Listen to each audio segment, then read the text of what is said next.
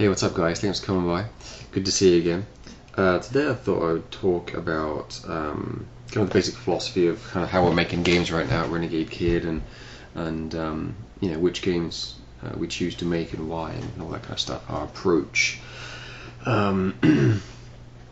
Actually, Greg and I wrote a small article for Hardcore Gamer magazine a few months back now. It was a while ago. While we were finishing up Dementium. And I mentioned in that the 3 P's, meaning like the first P being players, or people, public, whatever P you want to use for that. Second P being press, and the third P being publisher. And the basic idea is, if you can please those 3 audiences with a game, I think you lower your risk and kind of increase your chances of delivering a game that can be successful, basically, that can sell well, that can be received well by the press and by players, and oh, bit of thunder out there. So that's kind of our basic approach, and the reason for that is, you know, there are some games like Shadow of the Colossus, Okami, Ico, that are made by, you know, developers or publishers. I mean, even though they're made by publishers that do have a decent amount of money to put behind marketing and so on, they're games that aren't particularly successful monetarily. They don't sell particularly well. I mean, they can do, but there's a risk that they won't, because they have a lot of unique, unfamiliar aspects to them, and they weren't designed or created really with the market in mind. They just made a great game for great game's sake, which is awesome. And if you're someone like Nintendo, you know, you can do that with Pokemon, Pikmin, Mario, and the rest of it.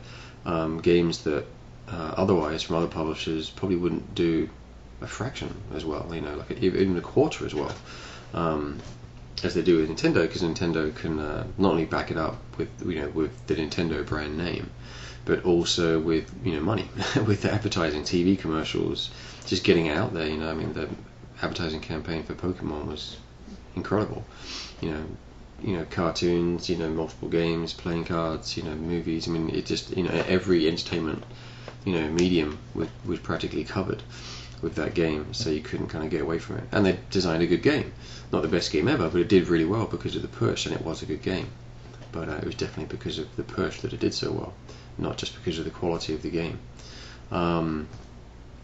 So anyway, so we're not in that situation, obviously. I mean, you know, and I like the challenge, the idea of, well, here's the market, here's how it works. You know, you have to make a game that, if obviously the first P, people, players, obviously they have to be pleased, otherwise no one's going to play your game. So that's a pretty obvious one.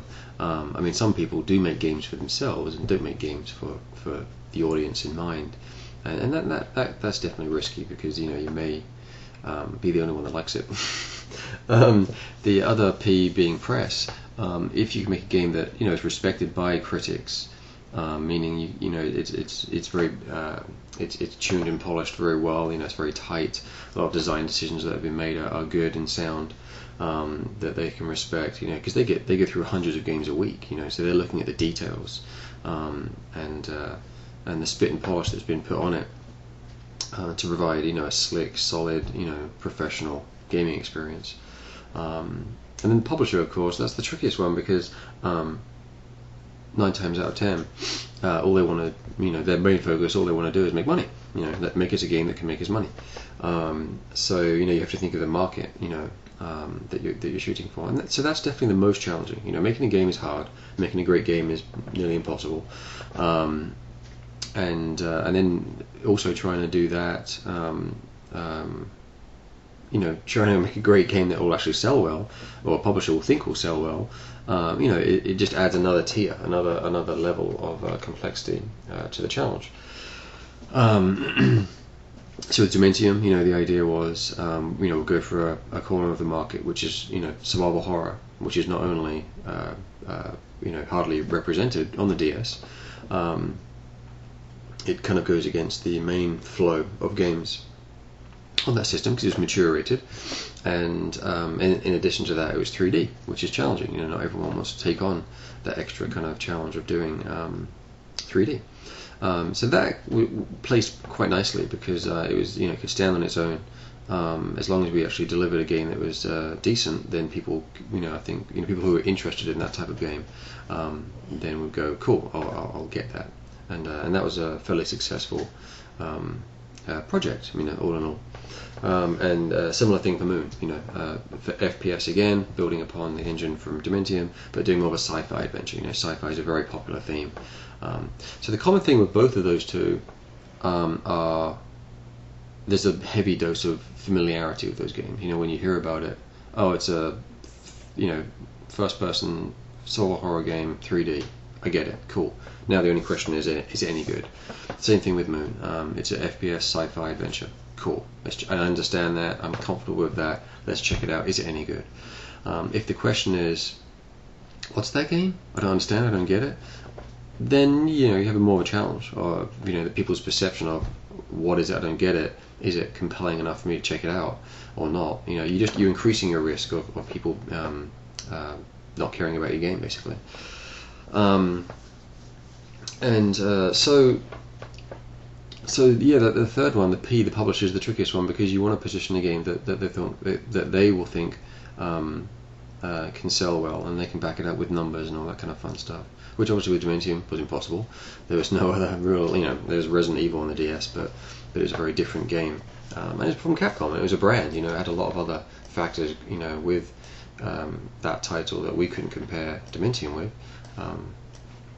You know, there weren't other third-party, small developer, small new publisher titles out there that were doing something like that. So there's no data to kind of tell us if it would do any well. Moon's a little bit different because obviously sci-fi has been done a lot. So as long as we do a good job, I think people will be interested in checking it out. Well, at least we hope so. Anyway, that's the idea. We'll see. And then with our next game, we're doing the same thing. You know, we're heading towards you know, a different console. And you know, it's another brand new original game that we're working on, and you know, we're gonna go for something that's that we're all confident will do well, for all those reasons that I've already talked about. So anyway, so I think I've probably run out of time now. Gone on, probably waffled a bit too long, but that's our basic approach. You know, we're trying to make games that please the 3 Ps basically, and by doing so, I think we increase our chance of doing a game that will actually have an impact in all those different, you know, arenas. And will hopefully allow us and afford us to do more games and keep on doing it. So, all right, thanks for coming by. Good to see you. Bye bye.